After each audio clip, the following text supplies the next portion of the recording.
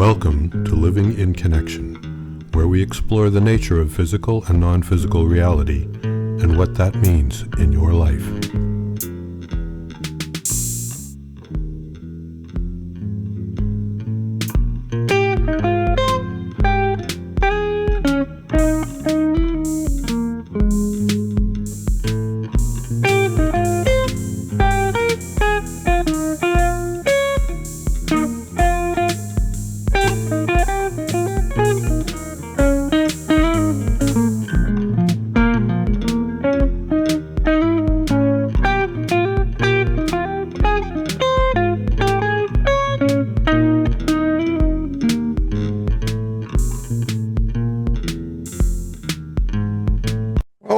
Welcome back. I'm Dirk Dunning. Frank DeMarco is here with me again, and we're, I think, going to continue on our last discussion where we were talking about the meaning of life, and it verged into some of the interesting things that AIs get involved in, which actually is not about them. It's about us. Why don't you take the running? Go ahead.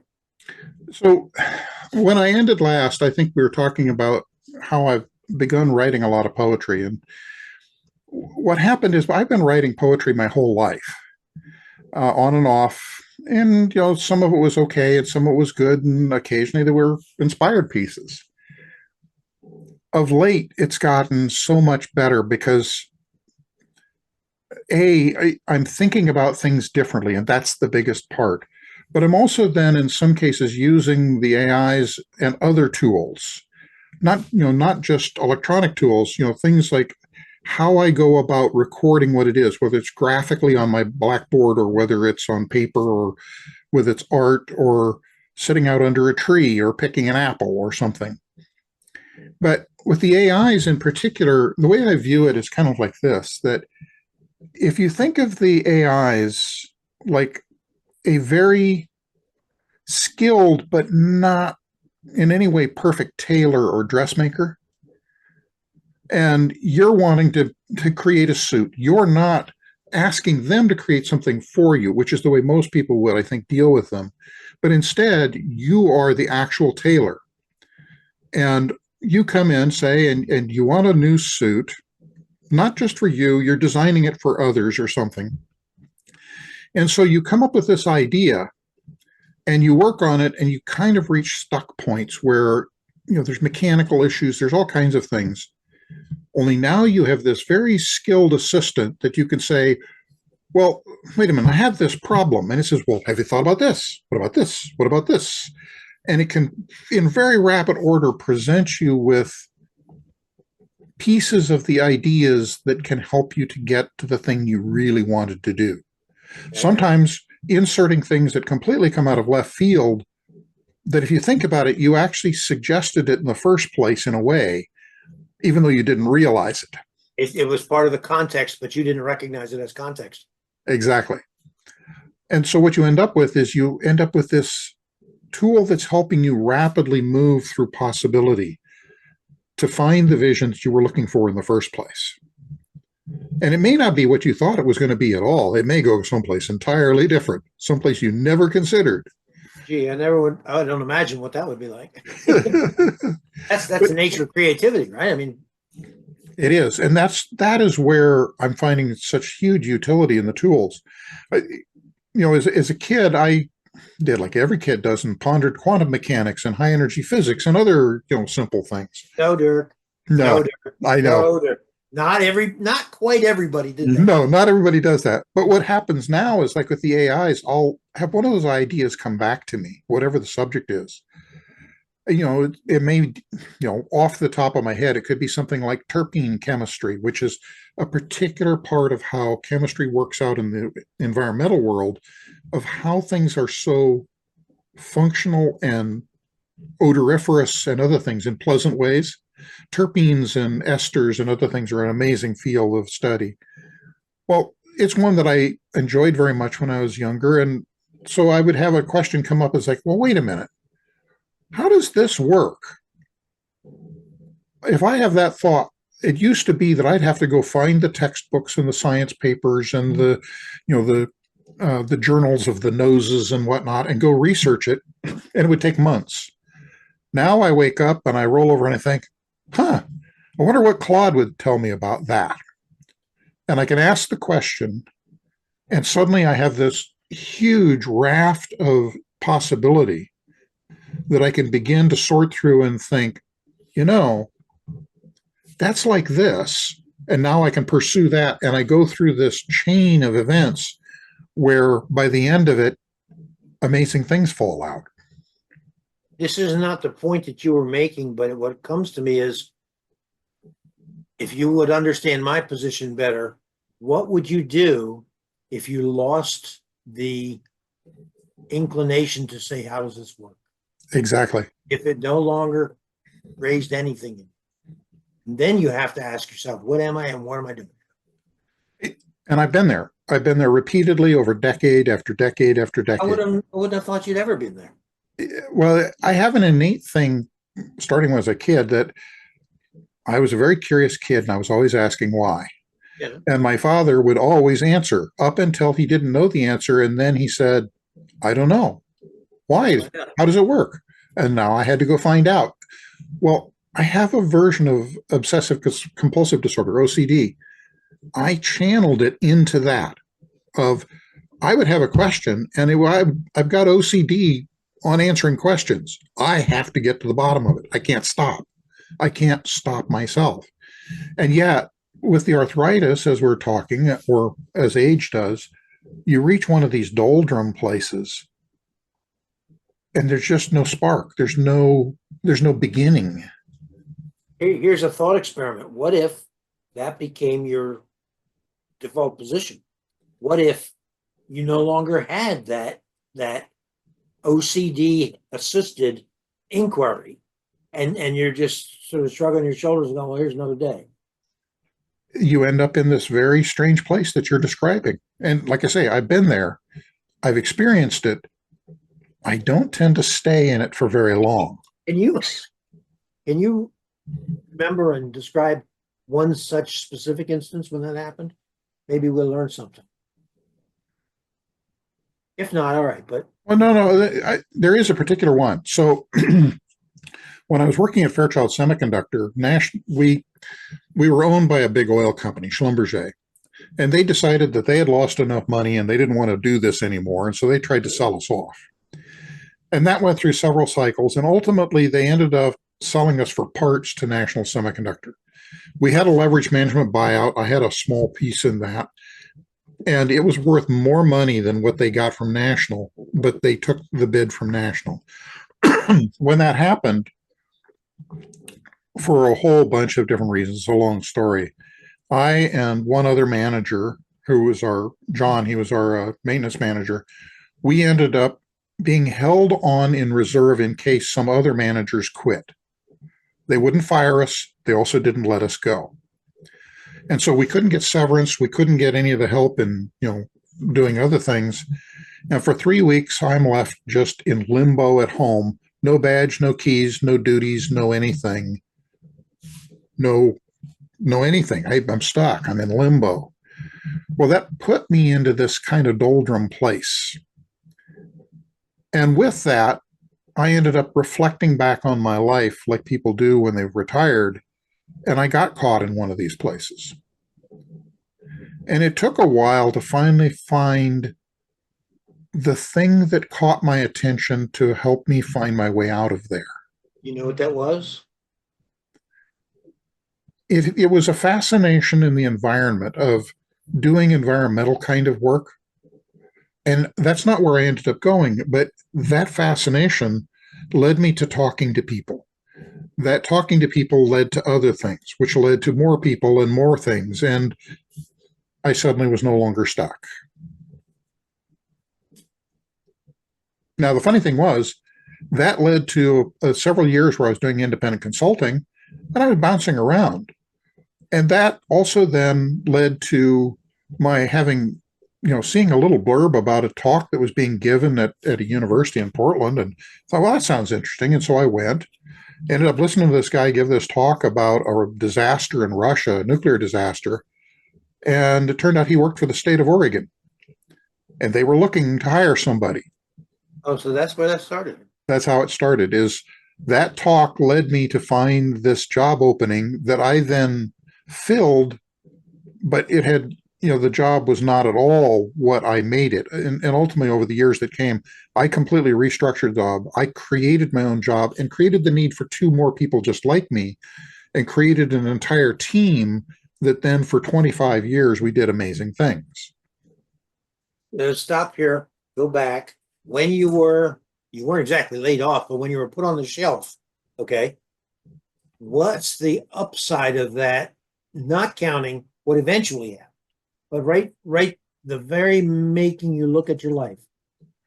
I think what guidance offers us in that circumstance is the opportunity to take all of the busyness of life and put it aside.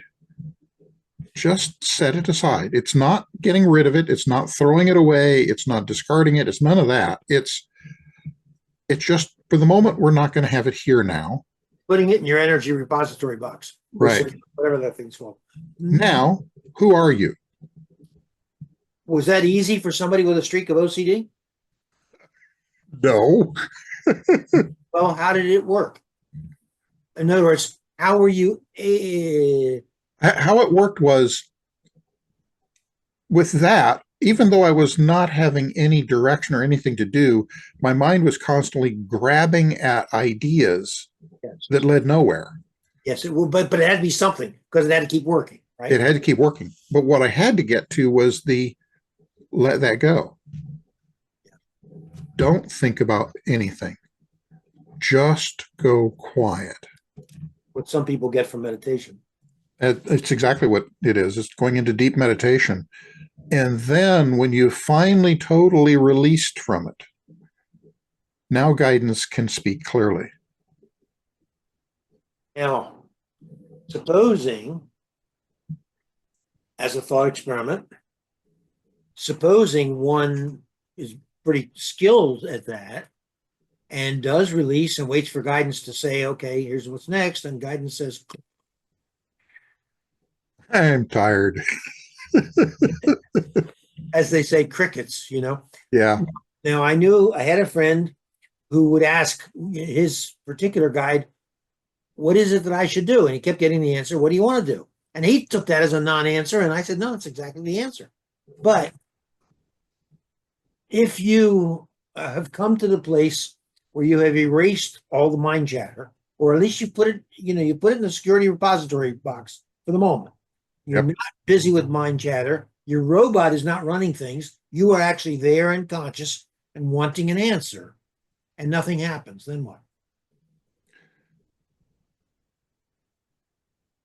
Actually, there is a place where magic can happen, is the thing that I found. Say some more. When I can finally get to that truly quiet place, a door opens in my mind that allows me to roam anywhere. And I don't mean physically anywhere. I mean anywhere.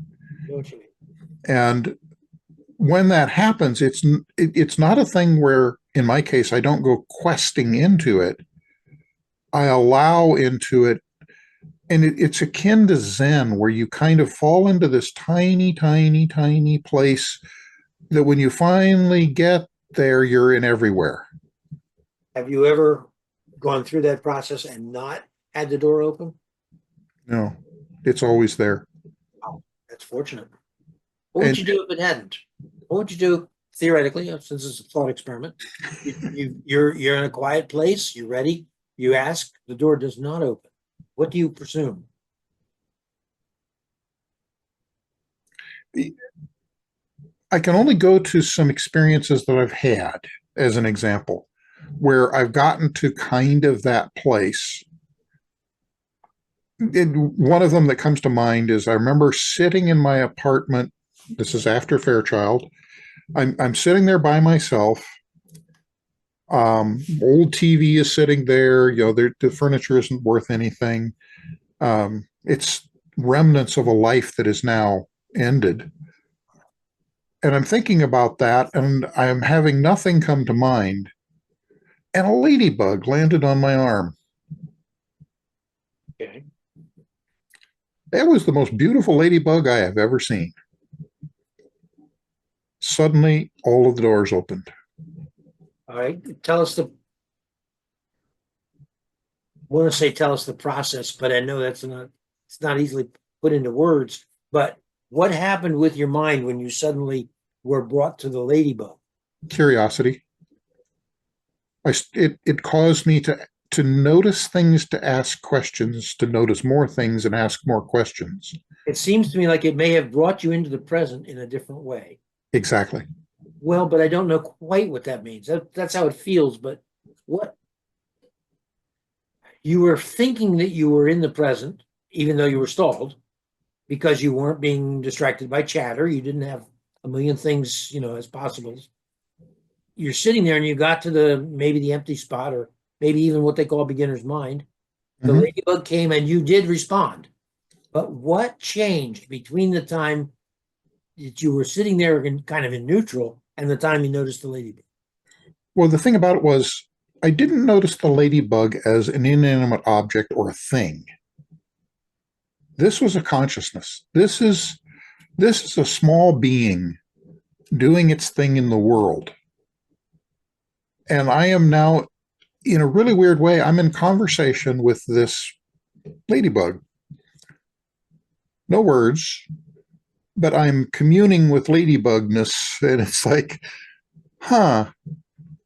Well, do you think it was the interaction of minds, obviously without words, that actually changed where you were? I think so. Okay. And in that sense, as I look back on it, I think, was this guidance stepping in? And I was so, going to say that's an angel in the form of a ladybug. Yeah. So the other one, you were commenting about how with you, guidance would ask you, well, what do you want to do? My version of that, beginning about 2010, was I had completed everything. I'd accomplished not just my life's mission, I had accomplished several more life's missions that were not intended. They were not on the books for this life. And so I then turned to guidance, my guidance, and asked, okay, now what? What should I do? What's next? And the answer that they finally gave me was anything you want. Sure. Yeah. Free agent. By the way, it wasn't me. It was a friend of mine. There's a big difference. I know better than to ask that particular question. What bothers me, though, is as far as I can tell, I'm still open to suggestion. I'm still willing to do the work. I always enjoyed the work. And man, there's something in there that's like a switch that just says, no, this is gone. And it's not fun, Yeah. Well, and that is another aspect of it. And people will not understand this until they get here, is this thing where some part inside seems to be there saying, no, I don't want to. This is a past life experience now. Yeah. You're not I've already done that. I don't want to do that now. That's work. Even though there's another part of you that very much wants to do it and always enjoyed it. But they're like, nope. Yeah, I know. And so a different direction, and this perhaps goes to a part of the meaning of life, is that back around the late or early 2000s is when I started. 2010 was really the key point, but I started realizing something I knew all the way back when I was a teenager, of how our minds are divided and that there's multiple discrete parts. We talk about threads and strands and all that, and maybe that's what these are, or maybe it's organizational. I don't know what it is, and I don't have to know. But what I found was that I could sit and ask myself, the other parts of myself, the major parts, what's going on? How are you? What would you like to do today? And, simple things like between my left and right hemispheres is one idea of what this is. I was having the discussion about, what kind of foods do you like? I have a weird thing where whenever was dating and whatnot, I would have a blonde would turn up in my life and immediately a brunette, or a brunette and immediately a blonde. They always came in pairs. It's like, all right, what's going on here? I could now ask my other parts these questions about, what's this dynamic? What's happening? The big story I tell is about my buying my car, where I ended up buying a bright red Jetta. And it was a deal where the only criteria my subconscious had was it wanted it red and it wanted the sunroof. That was it. And it was magnificent. But that came from having a discussion. And what happened then, the important part is not the car or anything. It was, I entered into relationship with myself, a very deep relationship with myself. And I think part of what, going back to your thing about how do you get past this doldrum thing of the part of your mind that says, I don't want to, is I think to sit and have that discussion. What's going on? I don't think we're talking about quite the same thing. Maybe not. By the way, the blonde and the brunette, that's quite simple. That's called safety in numbers. Yeah. But I think before we run out of time here, let's segue to this.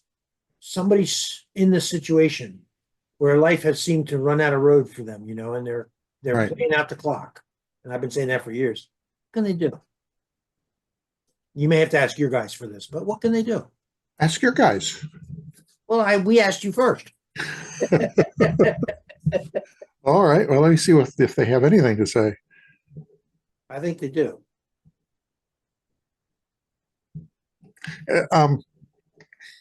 Let go. The area you're talking about is actually more complicated than you understand. It's not that it is one thing. It is many things that are competing with one another.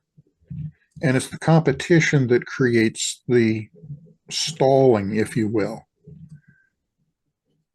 There are forces that are occurring that basically want to be done with aspects of life.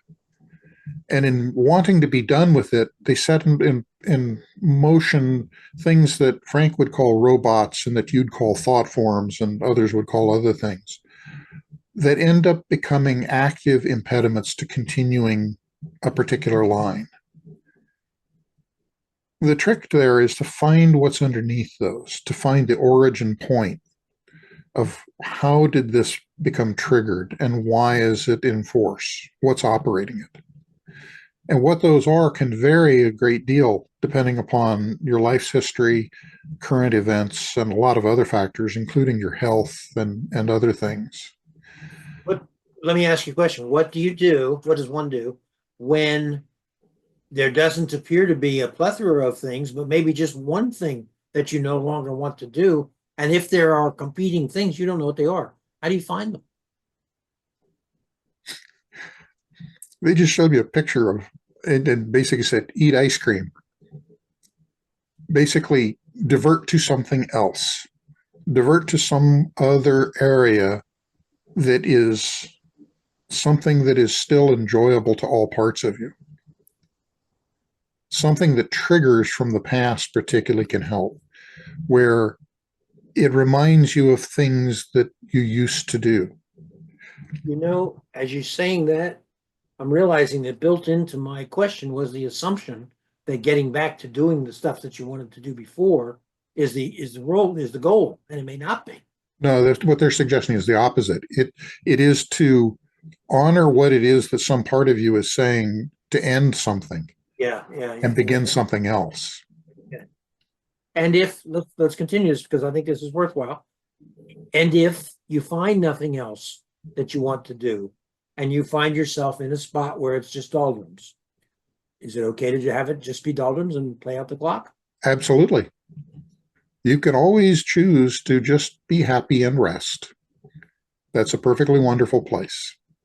Yes, but if the doldrums aren't happy, but they're more like endurance. If they're endurance, then it can create problems where life may unfold in difficult ways.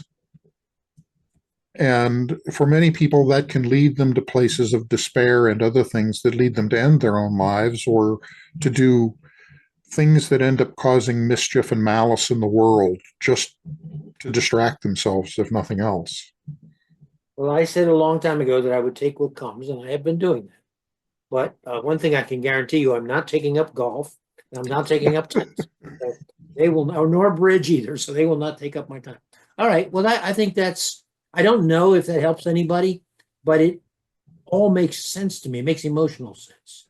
I don't know why, but I would like to share one more, is that there have been so many stray roads in my life that were not followed, that here now at this late stage, I'm finding in my mind that I'm wandering back to some of those, actually to all of those.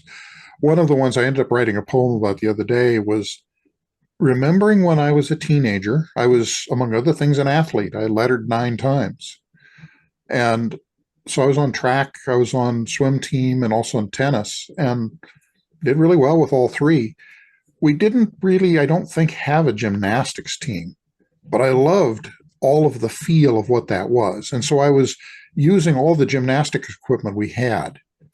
And in watching things like Cirque du Soleil these days, I still feel all of the things about the things that they're doing.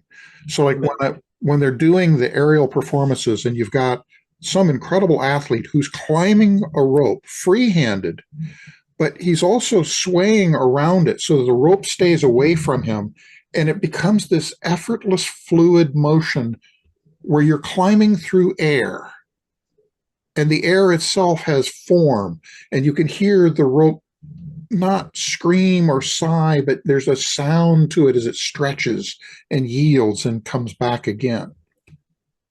That feel and what happens with all the muscles and the sinews and the body, and it's just an amazing feeling. And do you ever go up and do that in your mind? Absolutely. And then what, because as you may remember, that's what I would have Rita doing when she was very old, and she was in pain, and I would lead her through one of those things and have her swinging on a trapeze above the ocean and diving into the ocean and swimming really hard. And she always felt better coming out of it. And of course, obviously she hadn't moved anything physical, but the physical joints didn't hurt. Well, and one of our favorite, both of our favorite programs is Firefly, Serenity. And in that, Summer Glau plays the sister. And in real world, Summer Glau is an amazing actress, an amazing person in all kinds of ways. But among other things, she was trained as a ballerina. She places her body, she places her feet, she moves deliberately in the world in a particular fluid way that's similar to gymnastics. And so as I'm thinking about things like the gymnastics, all I have to see is something like Summer Glau walk across a stage, and it's like, I'm there. I feel that intention of movement. And so when I got up, actually yesterday, I had that happen. I got up and because of the cortisone, I'm feeling particularly good. And I was in that motion, just walking across the living room. It's an amazing place. Which in a way negates or cancels or makes up for, whatever you want to say, all those years of actual physical immobility. Yes. It's a counterbalance. It's all gone in that moment.